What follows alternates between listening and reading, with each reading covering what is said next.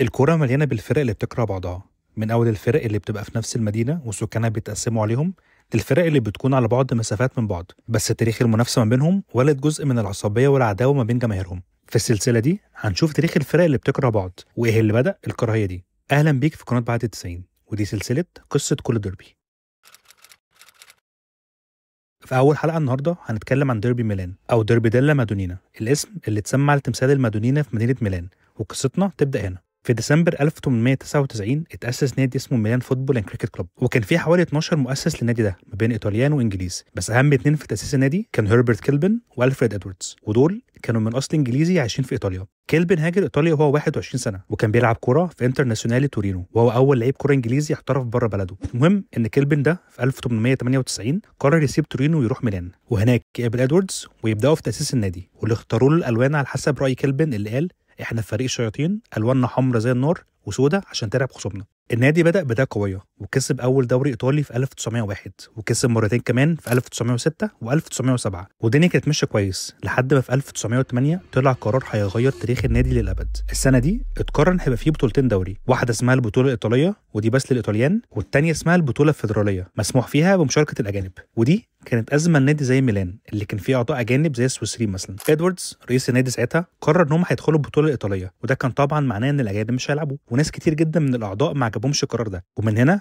بدأت الخناقة والخلافات. وفي يوم 9 مارس 1908 اتعمل اجتماع حاسس ما بين الأعضاء، وانتهت إن النادي اتقسم اتنين، ناس فضلت مع ميلان بالاحمر والاسود، وناس سابت النادي واسست انترناسيونالي ميلانو. ومن هنا جت كلمه انترناسيونالي او انترناشونال بالانجليزي عشان تعكس فكره ان النادي كان مرحب بكل الجنسيات. وفي الليله اللي قرروا فيها ان هم هينفصلوا قالوا الليله الجميله دي منحتنا الوان شعرنا الاسود والازرق وسط النجوم، وهنتسمى انترناسيونالي عشان احنا اخوات من كل انحاء العالم. بعد انفصال الفرقتين بشهور حصل اول ديربي ما بينهم في سويسرا اللي خلص بنتيجه 2-1 لإي سي ميلان، وبعدها بسنه واحده بس ميلان يقرر يروح الدوري الفيدرالي مع الانتر، وفي الماتش اللي لعبوه هناك ميلان كسبت 3-2. وفي الموسم اللي بعده على طول الدوري اتغير نظامه تاني، وفكره خروج المغلوب اتلغت، وبقى دوري شبه اللي نعرفه دلوقتي ب9 فرق، وكل فريق بيلعب التاني مرتين، واللعيبه اللي مش ايطاليه بقى مسموح لها تشارك عادي. في اول نسخه من النظام الجديد ده انتر تكسب اول دوري ليها، بس محدش من فرقتين الميلان عرف يكسب الدوري تاني لحد بعد الحرب العالميه الاولى اللي كان تاثيرها عليهم كبير جدا. عندك مثلا فيرجيليو فوساتي كابتن انتر ميلان ومنتخب ايطاليا مات في الحرب دي، وبعد الحرب العالميه إي سي ميلان دخل في فتره صعبه جدا وما قدرش يكسب الدوري لاكتر من 30 سنه متواصله، بعكس الانتر اللي كان بيمر بفتره كويسه نسبيا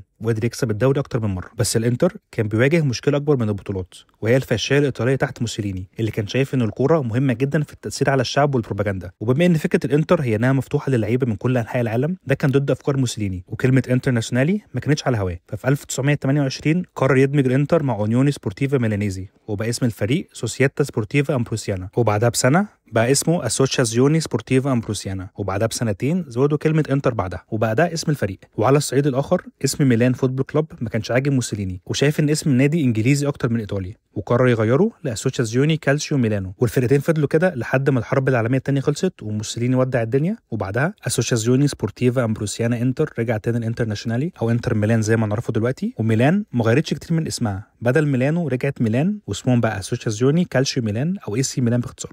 التفرقه ما بين الناديين كان اكتر من مجرد شعار واسامي، كان في تفرقه طبقيه كبيره جدا ما بين مشجعين الناديين في الاول. بما ان الانتر كان الفريق اللي وافق على مشاركه الاجانب من الاول قدر يتعاقد مع لعيبه احسن ومستثمرين اكتر، وكان في الاول ده الفريق اللي بيجذب رجال الاعمال والطبقه العليا من المشجعين، لدرجه ان في فتره مشجعين الانتر اتسموا الموتوريتا عشان بيقدروا يشتروا موتوسيكلات ويروحوا بيها الماتشات، على عكس جماهير إي سي ميلان اللي اتسموا ترامفي عشان كانوا بياخدوا الترام او المواصلات العامه. بس مع مرور الوقت واهتمام العالم كله بالكره الايطاليه الفرق في الاستثمارات ده ما عادش كبير زي الاول، والمسميات القديمه دي ما عادتش موجوده، بس العداوه ما بين الفرقتين فضلت زي ما هي. قصه ديربي ميلان مختلفه عن القصص الثانيه، وفكره ان هم كانوا نادي واحد واتقسم مش حاجه بتحصل كتير، وعلى مدار ال 117 سنه اللي فاتت كل فريق جمهوره نفسه يكون هو الفريق الاقوى، وكل فتره بيكون في واحد فيهم احسن من التاني بشويه، بس المنافسه ما بينهم عمرها ما كانت ممله. حتى في عدد الالقاب الرسميه الفرقتين قريبين قوي من بعض، وبرغم ان ديربي ميلان دلوقتي مش عليه العيون زي زمان ده ما يمنعش انه واحد من اقوى المنافسات ما بين فرقتين من نفس المدينه، وكلنا نفسنا نرجع نشوف الفرقتين في اعلى مستوياتهم تاني. لو الفيديو عجبك ممكن تعمل لايك وسبسكرايب عشان ده بيساعد القناه، واكتب لي في الكومنتات عايز تشوف قصه انهي ديربي في الحلقه الجايه،